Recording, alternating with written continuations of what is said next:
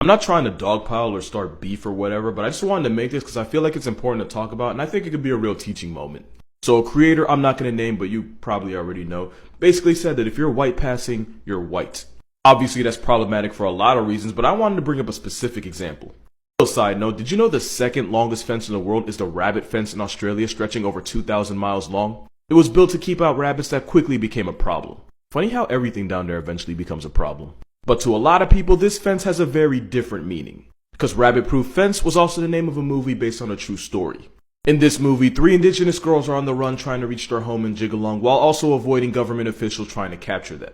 And they do this by following the rabbit fence for well over 1,000 miles. Because this was during a time when the Australian government was actively trying to breed out the indigenous people of Australia. And one way was by removing Aboriginal children from their families and forcing them to live and serve white families. Essentially cutting them off from their culture and history, and by having them marry white people, the attempt was to straight up breed them out of existence. Which is why these children were known as the stolen generation, because that's what they were, stolen. It was a real thing that actually happened, and it only ended about 50 years ago. So a lot of indigenous people being white passing wasn't by mistake, it was by design. And invalidating that invalidates a lot of the messed up things that had to happen for white passing to be a thing. I do recommend watching this movie. I had no idea how bad it was until I watched it. My dumbass thought it'd be about rabbits.